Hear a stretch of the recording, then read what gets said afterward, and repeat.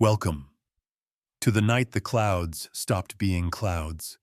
It began in the early hours of June 12, 1978, over the empty stretch of Nebraska plain, a silence so thick it felt staged. No crickets, no wind, just the low vibration of something pressing against the atmosphere.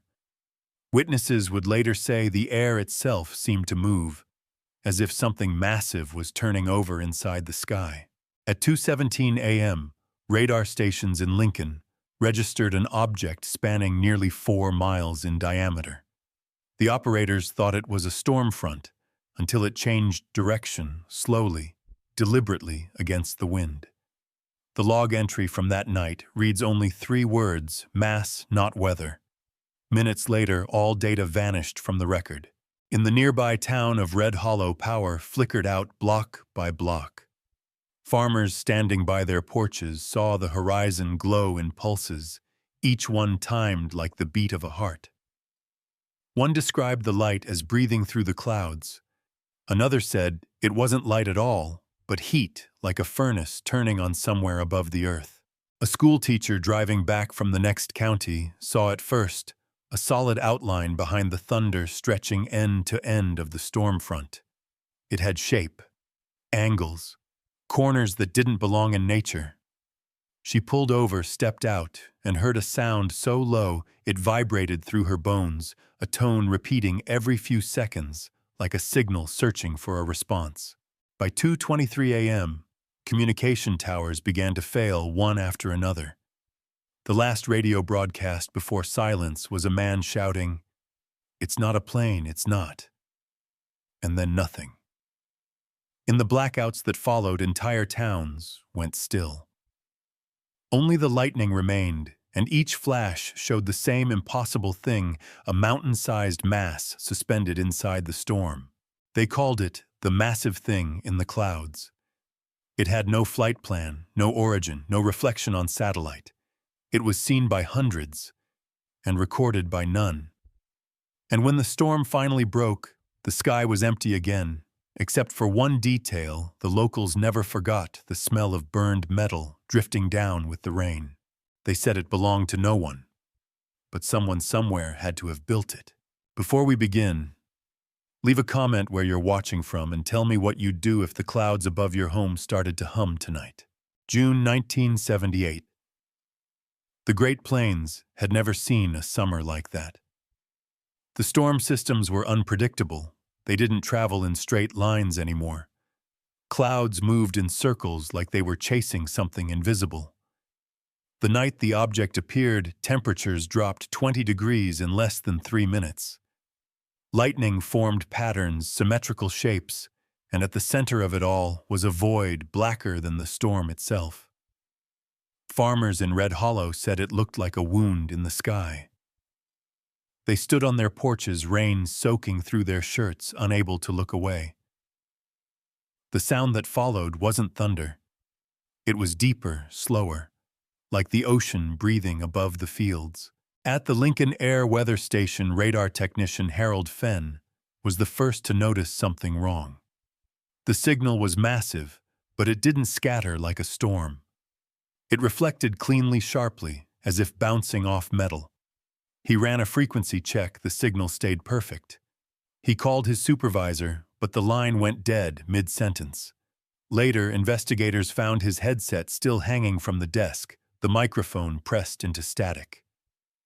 The radar tapes from that hour were missing. Only a single sheet remained in the logbook, mass, not weather. Harold Fenn never returned to work. His wife told reporters he'd been sent on temporary reassignment. The Air Force denied ever employing a man by that name. 2 days later, a team of uniformed men arrived in Red Hollow. No markings, no insignia. Their trucks bore no plates. They carried clipboards, cameras, and radiation counters that clicked softly in the open air. They moved from house to house, asking identical questions. Did you see it? How long did the power stay out? Did you feel heat? Each answer was written down. Then the papers were collected before dawn. When they left, so did half the town's photographs from that night. Local families said the men bought them, others said they just took them. One woman, Mrs. Dorsey, claimed her negatives came back blank, every frame overexposed except one, a white ring burning faintly through the clouds. In the nearby town of York, a retired pilot named Edward Hayes made a report to the FAA. He'd been flying a Cessna that night and described a structure, not a cloud, but a structure too big to be real. He said it had no motion of its own, yet the air around it churned violently, as if it were displacing weather. The transcript of his radio call still exists, but the recording does not. The FAA labeled his claim as atmospheric interference. Hayes left aviation 6 months later and moved to Arizona, where he died in 1981. In his will, he left behind a locked metal case labeled Flight 12, Do Not Open. It was seized by federal agents during probate. No record of its contents survives. Meanwhile, the press began to whisper. The Omaha Register ran a single column headlined, The Unclaimed Sky. The article quoted unnamed airmen describing a hovering formation, the size of a small city, and soundless bursts of light within storm cover. Within 24 hours, the issue was pulled from stands. Libraries that had received copies discovered the same page torn out. A week later, the Register's printing facility suffered what was described as a transformer accident. 2 workers died. The following morning, a replacement editor announced the paper would no longer pursue atmospheric anomalies. Scientists at the University of Nebraska attempted their own investigation, using data from nearby lightning towers. They found energy spikes repeating at exact 11-second intervals during the hour of the sighting, a pattern inconsistent with natural weather. One graduate student, Ellen Marr, attempted to reconstruct the event on analog film using static wave interference. Her experiment produced a strange result, an outline faint but geometric, hovering above the simulated cloud base. Days later, she withdrew her thesis and transferred schools. Years after she refused all interviews, her classmates recalled she started sleeping with her lights on. In Red Hollow itself, daily life tried to resume. Power was restored, the crops survived, and yet the nights were never the same. Radios hummed with soft static whenever the sky clouded over. Dogs barked at empty fields, and every few months the old hum returned, faint, rhythmic, buried in the wind. People joked it was the sky engine, a ghost from 1978. But children grew up afraid of thunder. A teacher once asked her class to draw the storm from memory. 8 out of 12 kids drew a triangle. None of them had been alive that year. A janitor at the elementary school found something strange while patching the roof. A black fragment, curved and smooth like molten glass embedded between shingles. It was cool to the touch, even under the sun. When struck with a hammer, it rang like a bell, but the sound had no echo. The sheriff sent it to the state university for analysis. Days later, 2 men in dark suits arrived and collected it for further testing. The lab assistant who handled the sample quit that same week, citing unexpected magnetism and sleep disruption. The fragment was never returned. By August, the federal presence vanished as suddenly as it had arrived. Locals were told the event was caused by a cold front interacting with jet contrails. That explanation did not account for the blackout, the radar anomalies, or the recorded heat surge that left scorch marks in circular patterns across 3 wheat fields. A man named Clive Jensen, owner of one of those farms, claimed his soil wouldn't grow anything in the affected ring for nearly 5 years. When asked what he thought it was, he just said, "It wasn't weather. Weather doesn't hum." Folklore began to take shape in the silence. The older generation called it the iron sky. Church sermons described it as a sign and arc without a maker, passing judgment from above. A local preacher began gathering followers, convinced the event marked the return of the machine angels. His church grew for a season, then burned in an unexplained fire that started in the rafters. Parishioners said the flames had no smoke, only light. Still others insisted the object was military. A Cold War experiment gone wrong. Perhaps an unfinished prototype meant to control weather or hide satellites inside storms. The theory gained traction until a retired meteorologist named Patterson revealed that every file labeled Atmospheric Project 17A from 1978 had been shredded on the same day the radar logs disappeared. The destruction order bore no signature, just a stamp clear skies directive. Then came the second sighting, December 1982. Different town, same shape, same hum. Truck drivers on Highway 81 reported a solid darkness above the clouds, stretching edge to edge like a lid. The reports were dismissed as mirages until the next morning, when every compass in town spun north for 7 straight minutes. It was the only time Red Hollow's church bells rang without being touched. Witnesses said the sound wasn't from the ground. It came from above. Through the 80s, the story faded, buried under new headlines and quieter skies.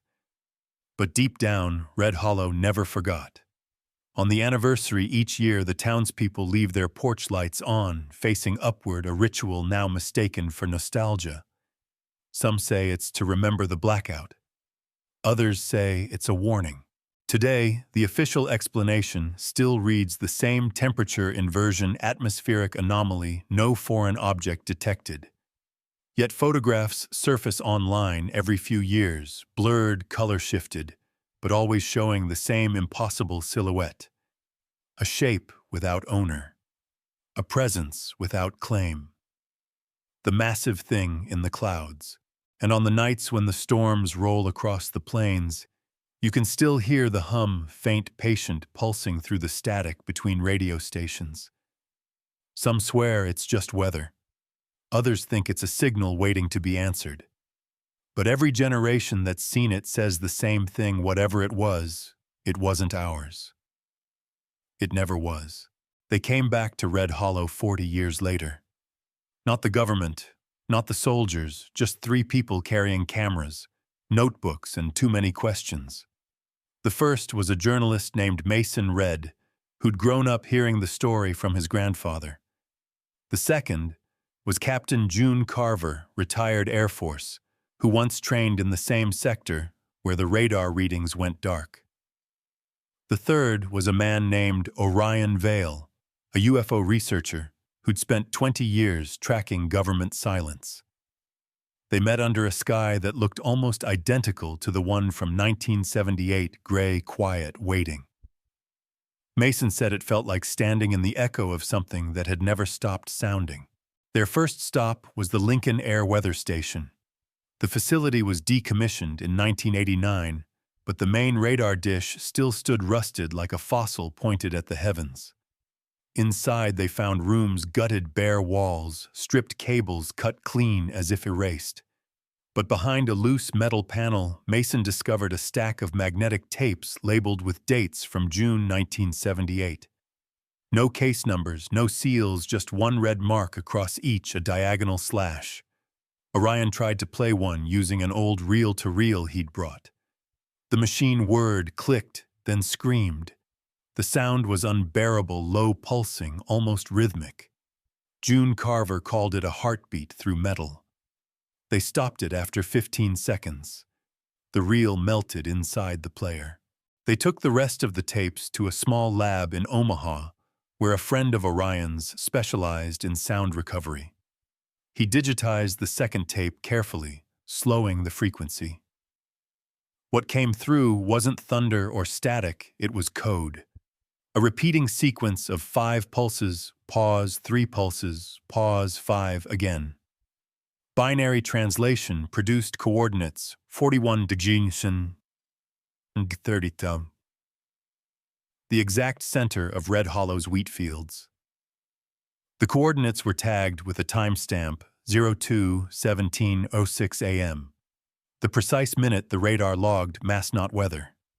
Mason wrote in his notes, The object didn't just appear there. It was sending something.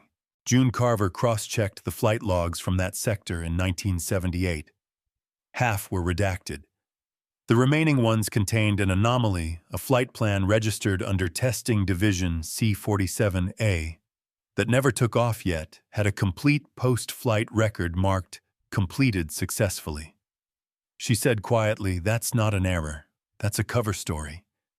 She remembered whispers from her days on base about a Sky Lattice project, high-atmosphere payloads designed to carry communication nodes above storms. None were approved for field tests, but every officer involved in the project left service within a year of the Red Hollow incident. Most retired early. 3 were never found. Orion became obsessed with the idea that the object wasn't built for flight at all. It wasn't flying, he said into his camera one night. It was parked. He showed Mason a declassified patent diagram from 1976 for a magneto-turbulent stabilizer array capable of suspending tonnage using electromagnetic buoyancy. The design matched sketches drawn by witnesses who'd seen edges and corners in the clouds. But the company listed in the patent Asterion Technologies never existed. Its listed address now belonged to an empty lot behind a chain-link fence. June ran the coordinates through old military maps. Asterion had been a front for the Strategic Weather Defense Bureau, dissolved in 1979, 1 year after the incident. The deeper they went, the stranger it became. In the State University archives, they located a forgotten photo file marked Aerial 1978 Weather Project. Among dozens of sky exposures, one negative stood out, a faint circular glow above the fields caught in lightning. When inverted, the edges revealed something unmistakable, a solid geometric frame, 8-sided, enormous. The film had been shot by Ellen Marr, the same graduate student who'd abandoned her thesis. Her name appeared in the margin, handwritten, underlined twice. Orion called her, but the number disconnected. When they found her address, the neighbor said she'd left after the hum came back last year. The town itself had changed little. Rusted silos, overgrown lots, an old diner still serving coffee under flickering lights. Mason interviewed the remaining witnesses, now in their 70s. Their memories trembled, but never contradicted. It didn't move like weather once said. It turned its face. Another described seeing light folding over itself like glass underwater. All of them mentioned the same thing, the smell of iron and ozone like rain hitting hot metal. One woman still kept a jar of scorched soil she'd collected from her yard that night. The color was wrong, faintly magnetic, sparkling under light. When they tested the soil, the lab report showed traces of an alloy not found in the region, titanium, mixed with an isotope of nickel used in high-orbit satellite plating. June frowned. No one drops that much plating debris from orbit, unless something broke. Orion thought it wasn't debris, it was residue.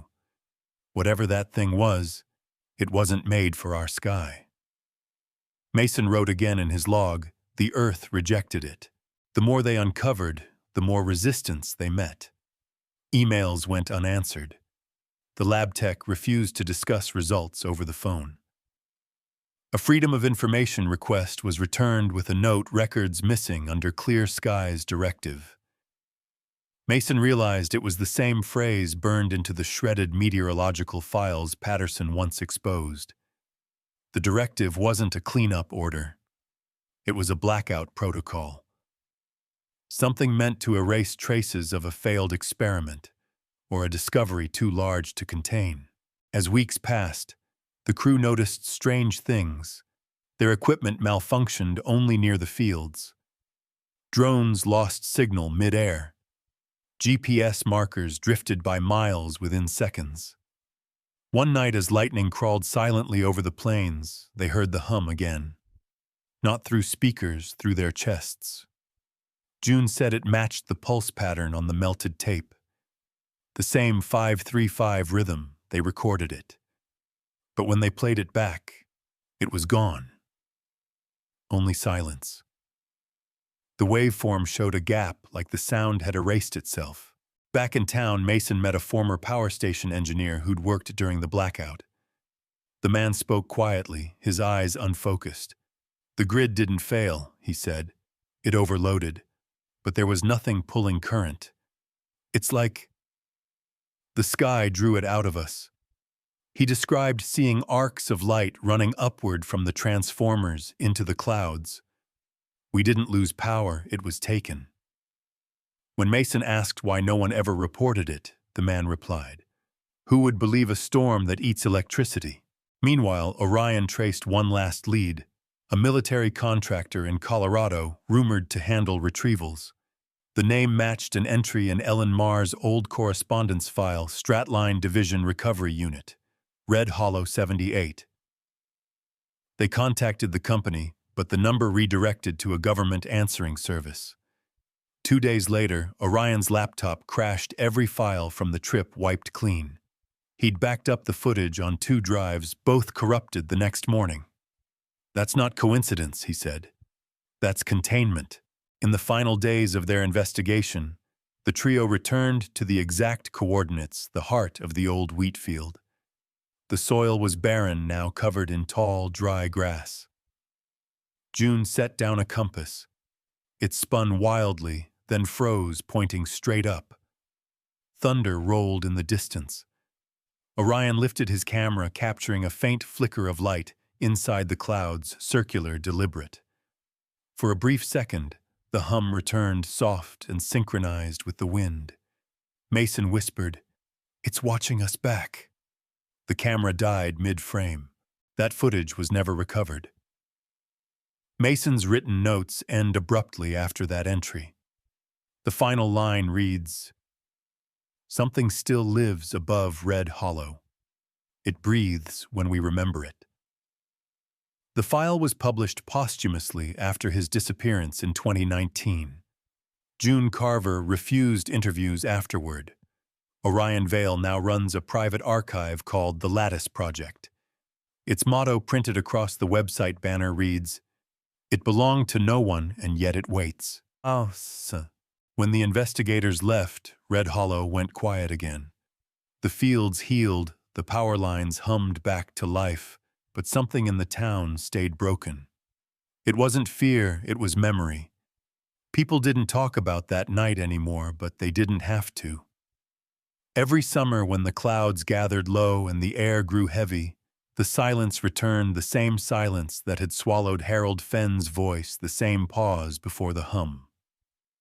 The elders said the town had been marked by thunder, a phrase that meant nothing to outsiders, but to them it explained everything. Old men at the diner began to tell stories they swore were new. One claimed his grandfather saw lights moving underground. Not headlights, but something glowing beneath the wheat, tracing perfect circles in the soil. Another said his dog barked at the sky for 3 nights straight before the storm, as if it could sense what humans could not. They talked softly, with the kind of reverence reserved for church, because in Red Hollow, the sky had become holy ground. Then came the dreamers. Teenagers who'd grown up on legends about the iron sky sneaking into the fields with cameras waiting for lightning. Some swore they saw flashes, rings of white light, hovering just above the horizon, gone before the camera could focus.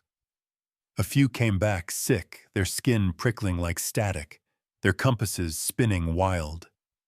One boy, Eli Harper, disappeared after recording a strange hum on his phone. They found the device weeks later buried in the soil, still playing the same 535 pulse. The churches lost their congregations slowly. Priests could not explain what had happened, and maybe no one wanted them to. A new kind of faith replaced the old one, quiet, patient, born of fear and fascination. People began to leave candles by their windows during storms, whispering to the clouds like you would to the dead. It wasn't prayer, it was recognition. "We see you," they would say. "Please keep watching, but don't come down." By the early 90s, a local folklore group started collecting testimonies from those who still remembered 1978. They called their archive the Red Hollow Witness Project. Over 30 recordings survived, though many were damaged by what they described as audio interference. In one of the clearest tapes, an old woman says, "It never left. It's still up there hiding in plain air." When asked how she knew, she replied, "Because the storms have been watching us back." Not all believed it was something from the sky. Some said it came from the ground. In 1994, a construction crew digging for a new irrigation line struck a layer of metal 6 feet below the surface, a flat, seamless sheet extending beyond measurable limits. They brought in heavy drills. None could pierce it. The county halted the project, citing mineral formation. A week later, the site was covered with concrete and fenced off. The crew chief told reporters, whatever it wasn't supposed to be touched. The folklore deepened. Children spoke of hearing whispers in the thunder voices, counting in strange patterns, the same 5-3-5 rhythm. Parents dismissed it as imagination. But audio experts who analyzed storm recordings from the region found matching frequency modulations embedded in thunderclaps subharmonics below human hearing range, repeating every 11 seconds. When asked if it could be natural, the lead scientist said nature doesn't speak in code. During the 2000s, visitors began to report the echo effect, a delay between sound and reflection. They'd clap, and the echo came too late, as if bouncing off something higher than the sky. Pilots passing overhead described interference in their radios whenever storm fronts rolled through. Some refused to fly over Red Hollow at all. The FAA issued no warning, but unofficial flight charts labeled the zone restricted due to turbulence. Every few years, someone tried to film it, a new generation, chasing the ghost of a machine. Most footage showed nothing but dark clouds. But one clip uploaded anonymously in 2008 changed everything. It showed lightning revealing a structure suspended in the storm, 8 edges glinting faintly, then gone. The video was removed within hours. Those who'd seen it swore it wasn't CGI. They said you could see the reflection of the ground lights curving along its surface, bending where no sky should bend. As time passed, the folklore became personal. People claimed the storms changed their dreams. They'd wake up gasping, certain they were falling upward, surrounded by white noise. Farmers started finding small circles of scorched earth, perfectly round, perfectly silent. Animals avoided those spots. Grass never grew there again. Some said they could feel the hum through the soles of their feet when standing too long in the fields. They called it the heartbeat of the sky. By 2015, paranormal researchers returned equipped with drones, EM sensors, and high-frequency microphones. They found nothing measurable, yet every night their cameras recorded static spikes at the same timestamp. 2:17 a.m. The exact minute the object was first logged in 1978. It happened again the following night, and the next. On the third night, one of the drones caught a reflection, a circular ripple in the clouds expanding outward like a sonar wave. Then it vanished. Residents began to avoid the fields altogether. They said the air there was too heavy, too charged, like breathing through glass. Lightning struck the same place repeatedly, carving black spirals into the soil. The town council closed the area, calling it a safety hazard. But people knew the truth: you don't fence off lightning. You fence off what hides inside it. The oldest story still told in Red Hollow comes from a farmer named Abner Crow. He said his father once climbed the windmill during a storm, shouting into the thunder, demanding to know who was watching. The lightning hit close, not on him, but near him, and for one brief second, the sky answered back with a flash that wasn't lightning, a white blink, deliberate like a signal. His father came down pale, muttering one line for the rest of his life. It wasn't weather, it was waiting. Today, the legend lives in silence. Tourists drive through and see nothing but open fields, wide skies, and the memory of something that refuses to die. Yet for those who stay long enough, who listen when the wind stops, they hear it. The low hum, the 535 pulse, the reminder that not all storms belong to the earth. Some belong to no one. Some never stop breathing. And every year when the anniversary comes, the town dims its lights not out of fear but respect. The clouds roll in. The air thickens. And for one long moment, Red Hollow listens. Because everyone there knows the sky remembers. It wasn't only Red Hollow. The pattern began to surface years later in places that had nothing to do with Nebraska, different continents, different skies, but the same pulse in the air. In 1984, over the Atacama Desert in Chile, miners reported a storm that came from nowhere. No clouds on radar yet. The wind roared like a train buried underground. Witnesses said a dark formation hovered above the plateau, silent and massive, outlined only by flashes of dry lightning. When investigators arrived, their compasses spun north for hours. The official report called it electrical instability, but the locals called it el silencio del cielo, the silence of heaven. 8 years later, halfway across the world, it happened again. December 1992. Chernihiv Oblast, northern Ukraine. A military radar station picked up a reflective anomaly 30 kilometers wide moving against jet stream. They scrambled fighters, but the sky refused to show a target. Pilots flew through empty air, their instruments dead. One returned pale, swearing he'd seen an ocean in the sky, black, calm, endless. 2 weeks later, the station burned down in what the ministry called a storage fire. No footage survived. Only one transmission remains in the archive, a voice repeating mass, not weather. Same phrase, same timestamp pattern. The Icelandic Coast Guard logged a similar event in 2007. A fishing vessel north of Grimsey Island reported a cloud mass that glowed from within, rotating in perfect silence. The crew filmed 30 seconds before the ship's electronics went dead. When the video was recovered, every frame beyond the 20th showed nothing but white static.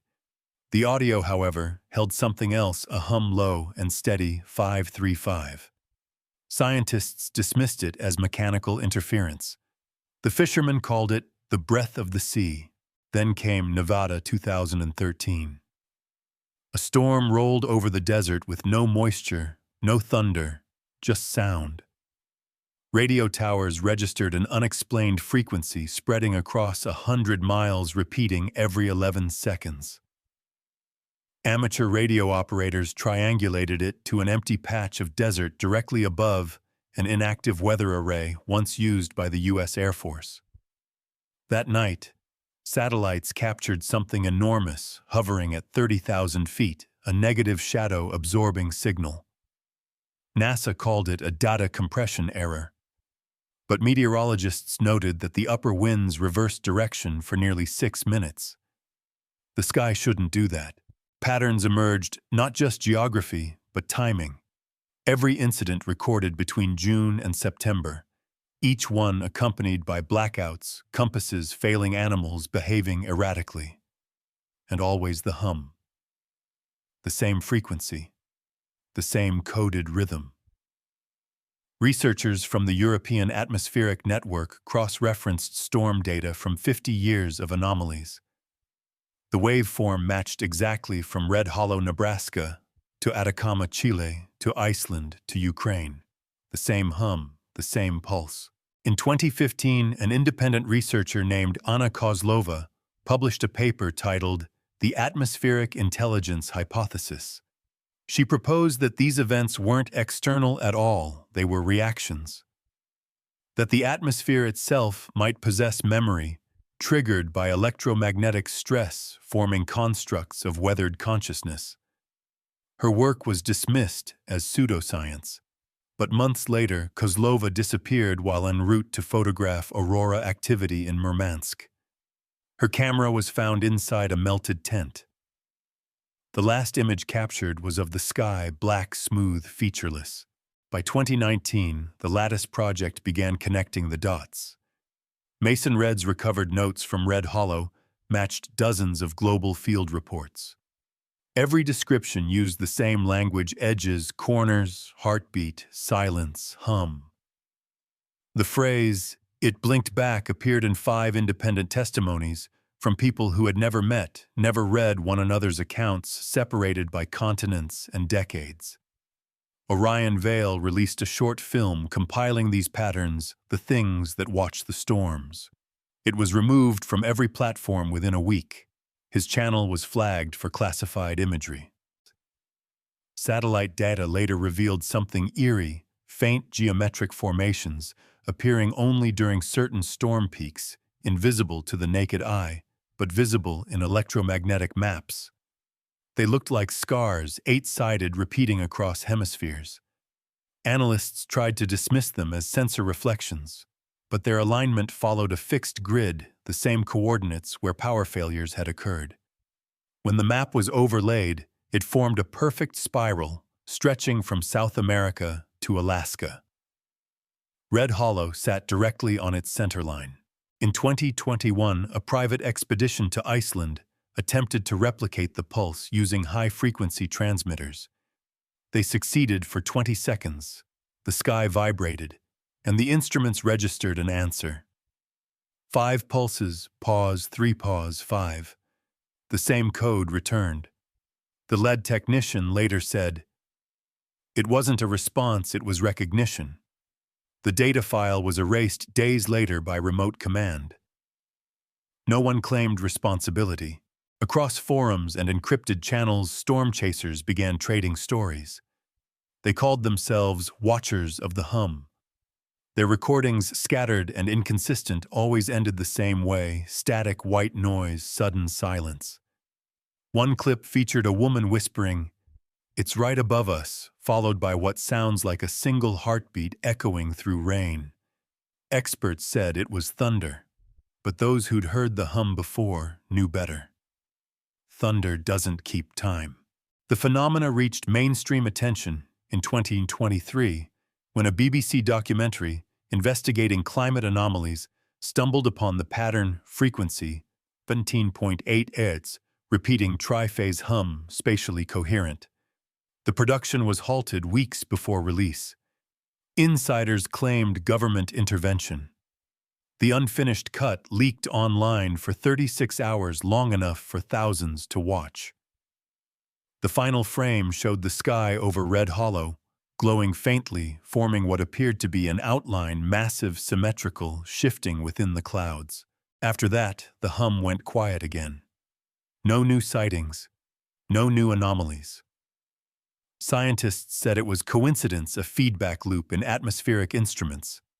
But locals around the world began reporting dreams, the same dream, standing under a storm, hearing the hum, feeling watched.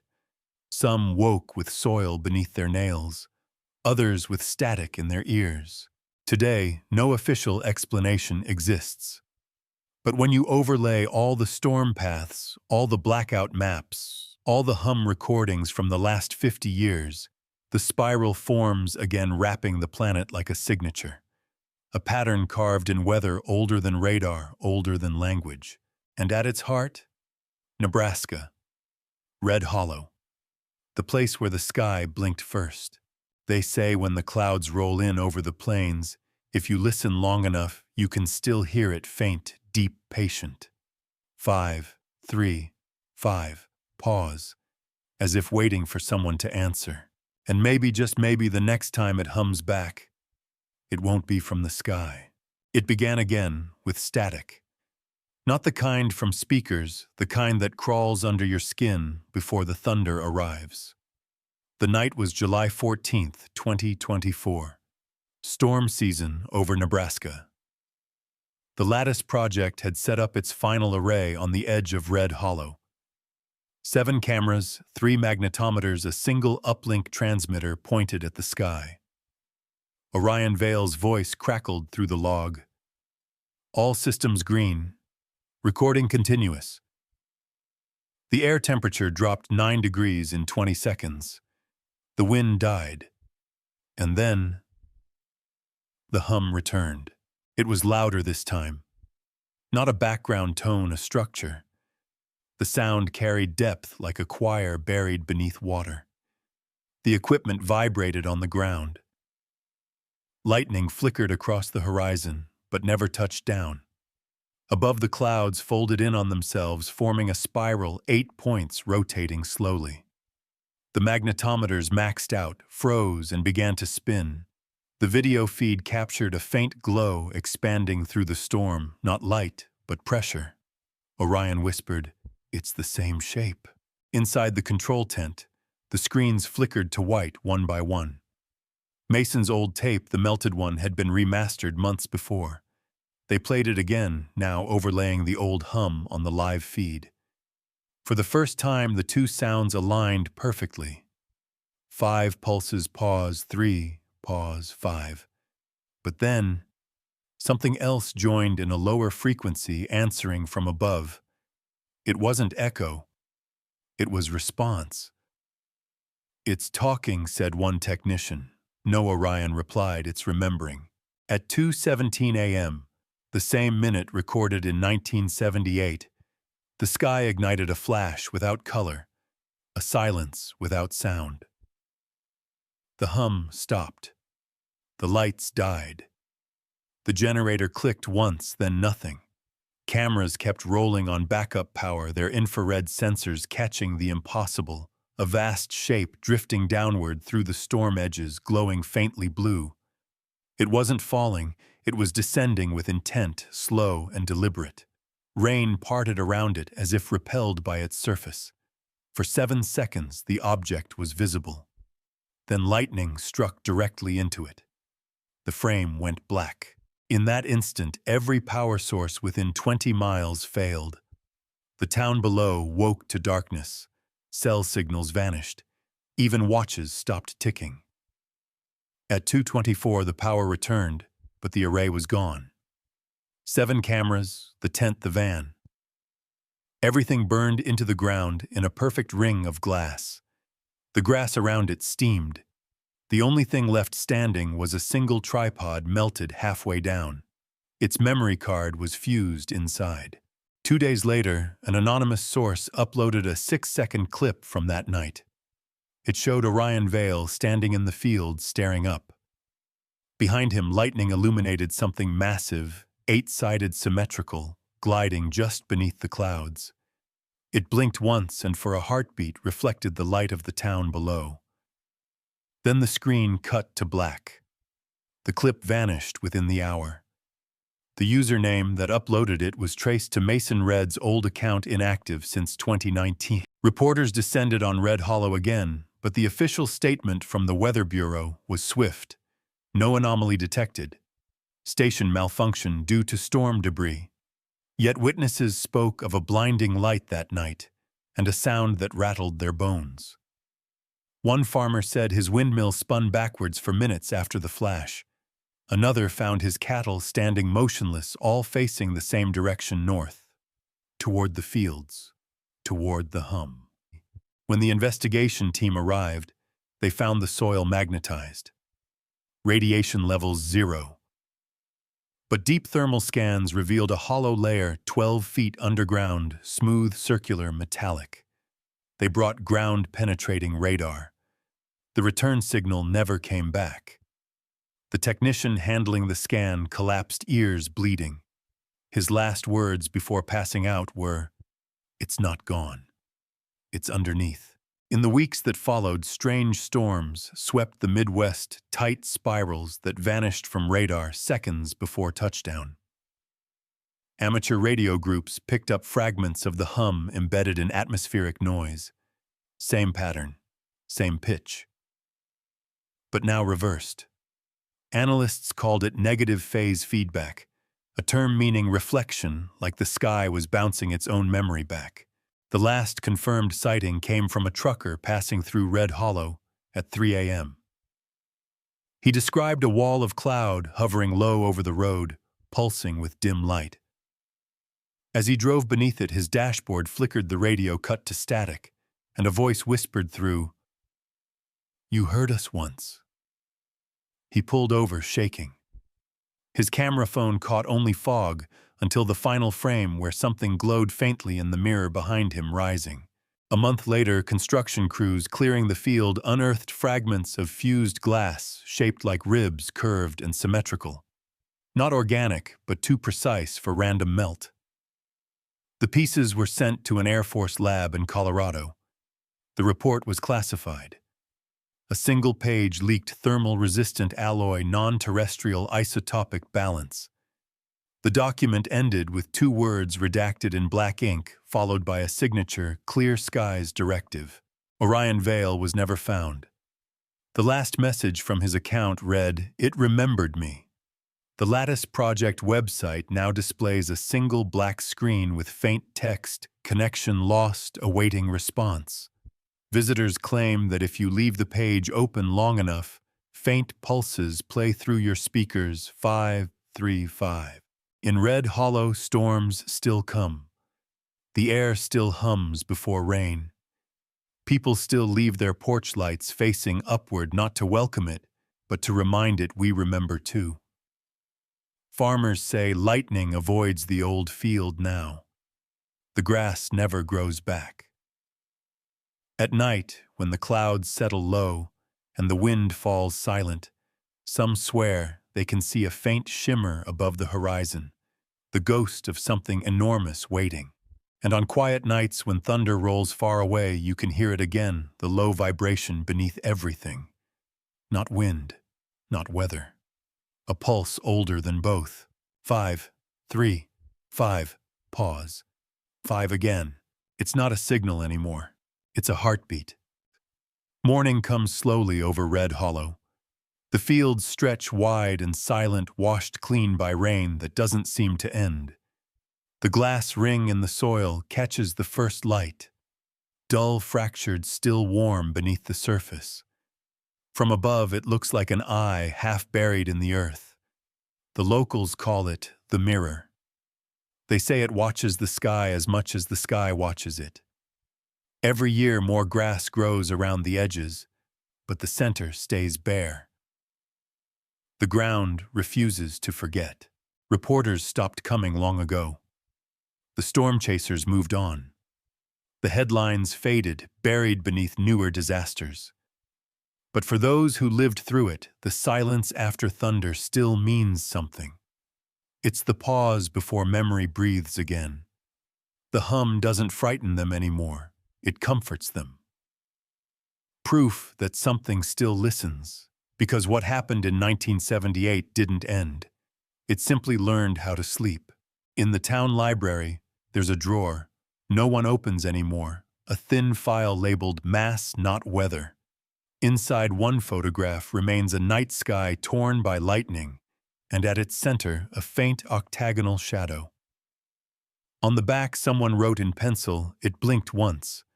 Then it knew we saw it." The librarian keeps it out of habit, though she swears the ink grows lighter every year, as if the image is trying to erase itself.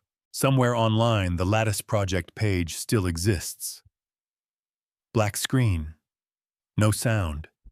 No updates since Orion's disappearance. But if you open it at exactly 2:17 a.m., the minute the object first appeared, faint white noise begins to pulse across the page. Listeners claim to hear a second tone layered beneath it, deeper, slower, almost human. It ends with a distortion that sounds like breathing.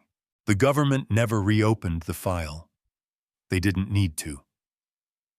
The Clear Skies Directive was quietly retired in 2025, replaced by a new atmospheric monitoring program. Its mandate is simple: track magnetoturbulent anomalies. Do not engage. A footnote on the budget report reads, "Continued observation recommended." No signature. But belief doesn't fade with paperwork.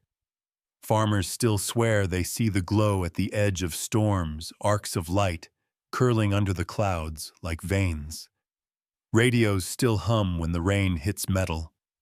Animals still freeze and face north when lightning forms without sound.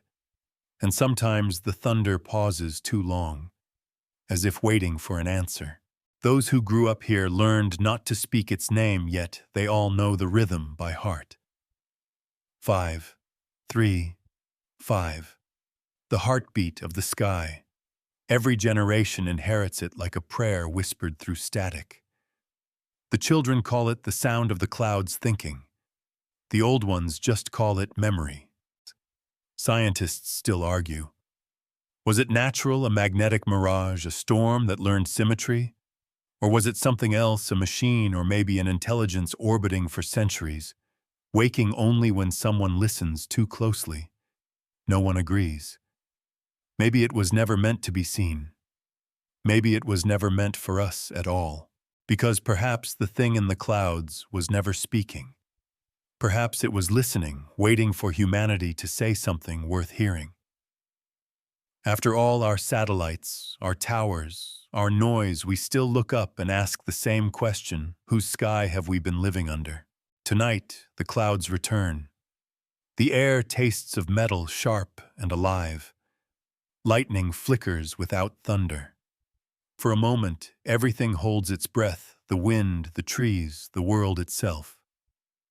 The camera tilts upward into darkness, into that same spiral of clouds that has haunted Red Hollow for nearly half a century.